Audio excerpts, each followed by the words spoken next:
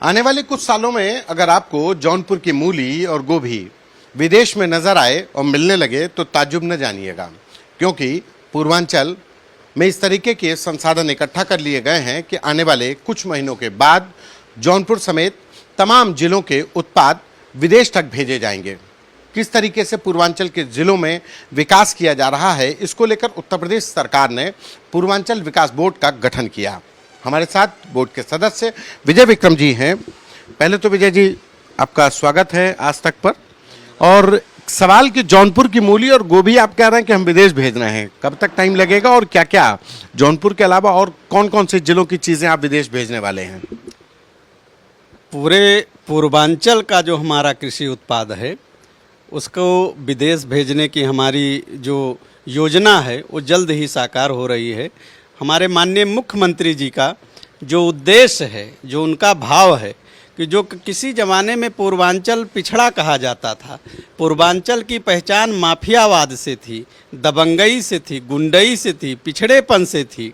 अगर पूर्वांचल का नाम लिया जाता था तो माफियाओं का चेहरा नज़र आता था। आज उस पूर्वांचल से संगठित अपराध खत्म हो चुका है। आज ये स्थित है कि पूर्वांचल विकास की एक नई इबारत लिख रहा है। आज पूर्वांचल में Purvanchal express way, Gorakhpur link express way, Varanasi Prayagraj 6 लेन और अभी गोरखपुर से शामली तक एक नया एक्सप्रेस बनाने की योजना है। जो पूर्वांचल का 1 डिस्ट्रिक्ट 1 प्रोडक्ट के तहत जो उत्पाद है, जिस जिले में जिस उत्पाद की बहुतायत में उत्पादन होता है, उन उत्पादों को कैसे विदेश में भेजा जाए, कैसे किसान को उनकी आय का दोगुना मूल्य मिले, इस पे हमारी सरकार काम कर रही है। और उसका परिणाम भी दिख रहा है कि बनारस का लंगड़ा आम विदेश में जा रहा है, गाजीपुर की हरी मिर्च जा रही है, सोनभद्र के लाल टमाटर का निर्यात हो रहा है। हमारे जौनपुर में जो गोभी बहुतायत में पाई जाती थी, मूली का बहुतायत में उत्पादन होता था, आज बाहर भेजी जा रही है। और विदेशों में जाने के लिए जो कार्गो की ज़रूरत होती है प्लेन की, तो आज हमारे पूर्वांचल में इंटरनेशनल स्तर का एक एग्रीकल्चर हब बनने जा रहा है। जो हमारा बलरामपुर था, जो हमारा औद्योगिक क्षेत्र ये है कुशीनगर वाला था, इसको डेवलप करके, क्योंकि आज कुशीनगर में इंटरनेशनल एयरपोर्ट हो गया। सब्जियां हैं, ये तो बहुत कच्चा माल होता है, इसको 2 से 3 दिन में पहुंचाना होगा, तो कार्गो की ज़रूरत होगी। तो कार्गो को कब तक शुरू करेगी व्यवस्था, कैसे, क्या कुशीनगर इंटरनेशनल एयरपोर्ट का यूज़ होगा? बिल्कुल, हमारे पूर्वांचल में इस समय सिर्फ कुशीनगर ही इंटरनेशनल एयरपोर्ट नहीं, हमारे पास कुशीनगर में है, हमारे पास वाराणसी में है, हमारे पास अन्य राज्यों को भेजने के लिए घरेलू उड़ानें हैं, चाहे वो प्रयागराज में हो, चाहे आजमगढ़ में हो। तो इतना व्यापक स्तर पे जो हमारी सरकार काम कर रही है, तो कार्गो की जब हमारी योजना फलीभूत होगी तो 2 घंटे में पहुंचेगा। ये तो सब्जियां तो ऐसे भी 3 से 4 दिन चलती हैं, 1 हफ्ते तक चलती हैं। तो हम तो अपने उत्पाद को विदेश में पहुंचा रहे हैं और ज़्यादा पहुंचाएंगे, क्योंकि विदेशों में जैसे अरब कंट्री है, अरब कंट्री में हमारे पूर्वांचल का हर तीसरा चौथा आदमी अरब कंट्री में है।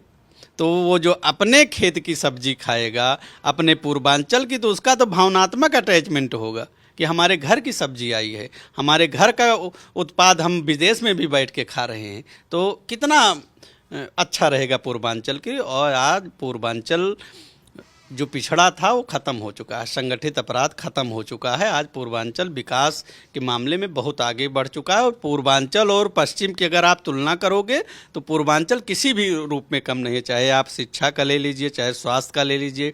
हमारे गोरखपुर में एम्स है, हमारे यहाँ जो है 1 डिस्ट्रिक्ट 1 मेडिकल कॉलेज के तहत हर ज़िलों में मेडिकल कॉलेज खुल रहे हैं, बहुत जगहों में खुल गए हैं, हमारे ही ज़िले में खुल गया है। तो निर्माणाधीन है, 200 बेड का रेफरल हॉस्पिटल खुल चुका है। मतलब कोई ऐसा ज़िला नहीं है जहाँ काम ना हो रहा हो। जो एकदम भदोही का कालीन उद्योग था, जो मृत प्राय हो चुका था, आज क्या स्थिति है कालीन उद्योग की देखिए, बहुतायत में विदेश भेजा जा रहा है। जो हमारा आजमगढ़ का ब्लैक पोटरी का था, माननीय प्रधानमंत्री जी ने G7 का जो शिखर सम्मेलन हुआ, उसमें जापान के माननीय प्रधानमंत्री जी को हमारा निजामाबाद का जो काला बर्तन था, ब्लैक पोटरी का सामान, उसको गिफ्ट किया था।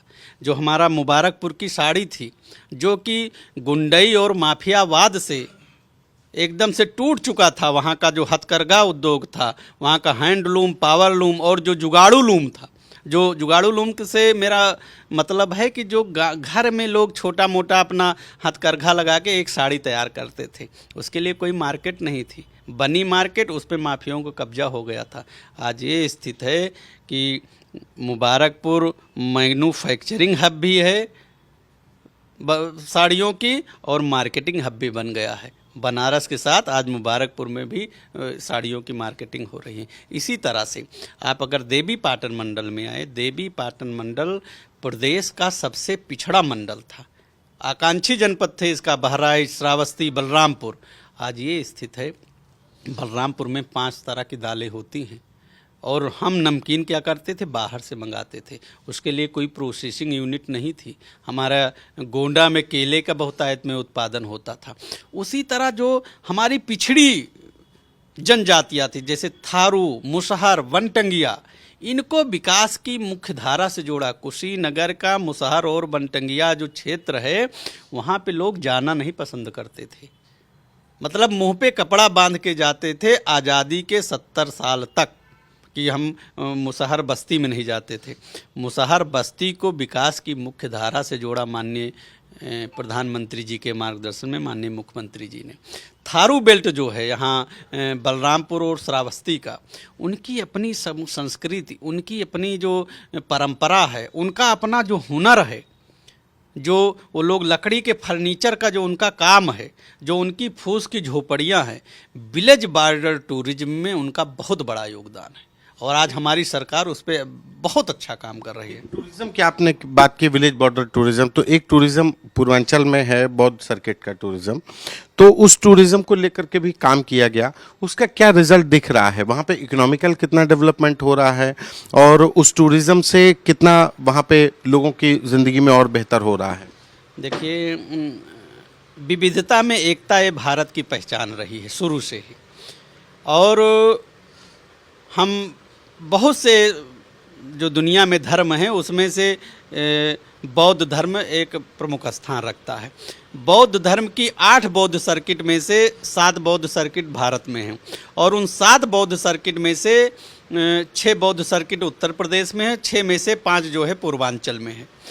उस बौद्ध सर्किट का विकास, विदेश के पर्यटक, एक समय था 2017 के पहले की मैं बात बता रहा हूँ कि पूरे विश्व के 1% से भी कम बौद्ध धर्मावलंबी उत्तर प्रदेश आते थे। इससे ज़्यादा लाओस जाते थे, वियतनाम जाते थे, थाईलैंड जाते थे, लेकिन इंडिया नहीं आते थे। इंडिया में विशेषकर यहाँ नहीं आते। आज कुशीनगर में इंटरनेशनल एयरपोर्ट है, 50 करोड़ के ऊपर संख्या है बौद्ध धर्म को मानने वालों की। वो सीधा आ रहे हैं अपने आराध्य के तीर्थ स्थल पर उनका दर्शन करने, वहाँ देखने। आज श्रावस्ती में, जहाँ भगवान बुद्ध ने सबसे लंबा समय बिताया था, 21 वर्ष अपने जीवन के अहम, सबसे ज़्यादा साधना वहाँ की थी श्रावस्ती में। आज श्रावस्ती में आपको इंटरनेशनल सुविधा के आपको होटल मिलेंगे। टूरिज्म बौद्ध परपथ बन चुका है। टूरिज्म एक ऐसा क्षेत्र है कि रेहड़ी वाले, पटरी वाले से लेकर बड़े बड़े उद्योगपतियों तक को रोजगार मिलता है। क्यों? क्योंकि वहाँ मूंगफली वाला भी ठेला लगाएगा, तो वहाँ बड़े से बड़े उद्योगपति अपना रिजॉर्ट भी खोलेंगे। तो ये मतलब पूर्वांचल के विकास में इसका बहुत योगदान है। हमारा अयोध्या में राम मंदिर बना, आज हिंदू धर्म को मानने वाले पूरे विश्व के लोग आ रहे हैं दर्शन करने, लाइन लगी है। बाबा विश्वनाथ की नगरी विश्वनाथ कॉरिडोर बनकर कितना बड़ा डेवलपमेंट हुआ है, आप बताइए। विंध्याचल कॉरिडोर बना, प्रयागराज का दिव्य और भव्य कुंभ, पहले भी कुंभ होते थे, आपके ने भी देखा होगा। 2017 के पहले जो कुंभ हुए उसमें कुंभ में ट्रेजेडी होती थी, भगदड़ मस्ती थी, पता लगा लोग जो है भगदड़ में मारे जाते थे। 2018 के दिव्य और भव्य कुंभ में एक ट्रेजेडी नहीं हुई। 70 देशों के जो राष्ट्र के प्रमुख थे वो आके स्नान किए और एक ट्रेजेडी नहीं हुई और किसी को भी कोई असुविधा नहीं हुई। ऐसी अच्छी व्यवस्था, ऐसी दिव्य व्यवस्था थी कि वास्तव में उसका जो नाम भव्य कुंभ और दिव्य कुंभ था, वास्तव में उसको चरितार्थ कर रहा था। एक आखिरी सवाल इस बात का है कि जिस पूर्वांचल के विकास की आप बात कर रहे हैं, वो पूर्वांचल का एक बड़ा हिस्सा इंडो नेपाल बॉर्डर का है, और उस इंडो नेपाल बॉर्डर पर चाहे ड्रग्स की तस्करी, गोल्ड की तस्करी, या जो तमाम जो टेररिस्ट ऑर्गेनाइजेशंस हैं, जो इंटरनेशनल ऑर्गेनाइजेशंस हैं, उनके लिए एक आसान पूरस लैंड है। तो उसको लेकर के कैसे, क्योंकि ये एक सुरक्षा की भी बात है, और उस सुरक्षा के साथ साथ कई ऐसी घटनाएं हुई जिससे पूर्वांचल से सटे हुए जिलों में घटनाएं हो करके वहाँ के लोगों को गिरफ्तार किया गया, तो एक बदनामी भी हो रही, उसको कैसे रोकेंगे कि लोग वहाँ पे अपराध की तरफ न जाएं और ये इंटरनेशनल जो सिंडिकेट है वो तोड़ा जाए? दो चीज़ें हैं। एक महाभारत का प्रसंग है कि राजा काल का निर्धारण करता है, काल राजा का निर्धारण नहीं करता है। और दूसरा, महात्मा बुद्ध जी ने इसी पूर्वांचल में अपने आखिरी समय में एक शब्द बोला था, अपदीपो भव। तो उसी अपदीपो भव के भाव से माननीय मुख्यमंत्री जी ने माननीय प्रधानमंत्री जी के मार्गदर्शन में काम किया। ये सत्य है कि किसी समय पे इंडो नेपाल बॉर्डर से नकली नोटों का कारोबार होता था, जहरीली शराब का कारोबार होता था, और अन्य एंटी नेशनल गतिविधियाँ होती थी।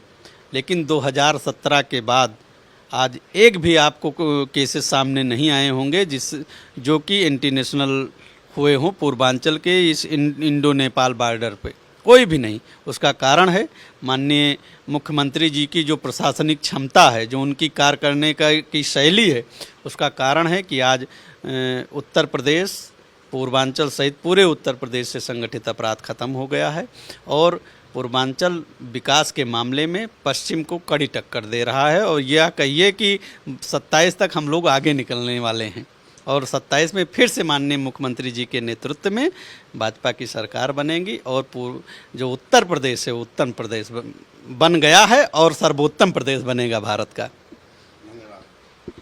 ये पूर्वांचल विकास बोर्ड के सदस्य विजय विक्रम, जिनका कहना है कि पूर्वांचल जो कभी पिछड़ा होता था वो आज पश्चिमी उत्तर प्रदेश को टक्कर दे रहा है और आने वाले वक्त में उससे आगे निकलेगा। कैमरा पर्सन रोहित के साथ संतोष कुमार, आज तक।